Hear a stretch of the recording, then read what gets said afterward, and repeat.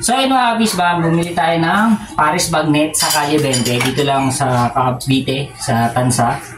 Along bukal lang siya. Doon yung makikita pag galing kang Atenero Highway bago mag Barangay Hall. Tapos kung galing ka naman ng 13 sa Bypass Road, paglagpas ng Barangay Hall. So eto siya, yung bagnet natin. Eto. So hindi ko na hinalo sa sabaw. Kasi yung tinake out ko siya, gusto ko sana doon. Pero man din nila Ate Alodia yung Paris na ganitong klase. Kasi yung sa Paris lang natikman nyo, di ba? Yung regular Paris lang yung natikman nila. So ngayon, try natin to. Ito yung sabaw. So meron din silang garlic, chili oil. Ayan, meron. Ito lang naman yung ano niya. Siyempre, sa halagang 110 pesos, marami siya. O, ayan, tingnan nyo guys. Oh. Ang dami. Ang dami nito. May kasama na. So may kasama na siyang rice. Meron din silang bag, ano yun? Bag choy. So hindi na rin ako kumuha na. Sabi ko, sa susunod na lang. Pero gusto ko rin tikman yun.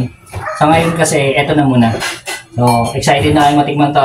Tara. Tikman yung sabaw. Ayaw niyo ba ng sabaw? Ako kasi gusto ko ilagay. Just get it. Ito. Ati-ati tayo. Tapos, lagyan ng sabaw. Sabaw niya may ano eh. May taba.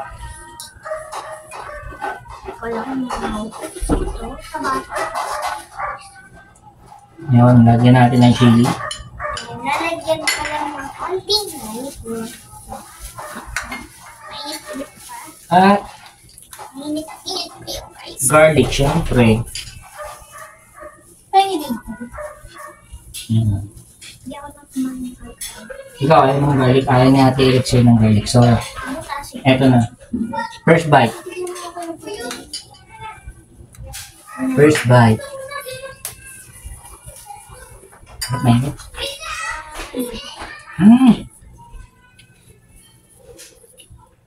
Naku, nakipag-first bite din yung dalawa. Kumain na yan. Mga ka-fishbag,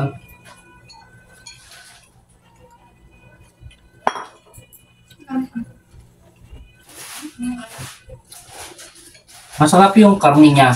Actually, yung bagnet niya, malutong yung balat. Tapos malambot yung laman. Ayun ang masasabi ko. Masarap, malasa. Pati yung sabaw. Okay sa akin yung sabaw. So, kung ganitong gusto niyo klase ng sabaw, okay siya. Hindi naman siya ganun kalapot, pero tama lang. Malasa. Malasa yung sabaw. Okay siya. Kayo, anong masasabi niyo sa Sarap. sa bagnet, lalo na sa balat? Yung balat, nakaka-fishbag, ang sarap. Kasi crunchy. Tapos yung laman, ano siya eh, malambot. Ganun yung laman niya. Ito, pakita ko. Ito yung may... Ito yung balat. Kamayin ko na. Ito yung balat. Ayan. Malutong siya.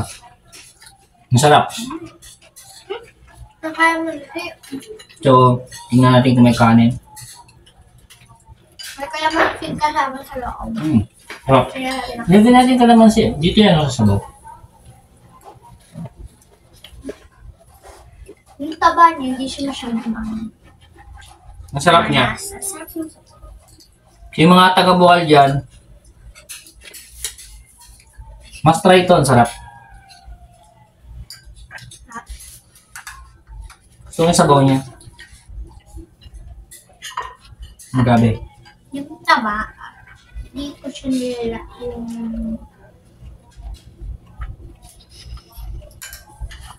Sarap. Perfect sa mga hindi kumakain ng taba. Hindi siya naman masyadong nalalasa.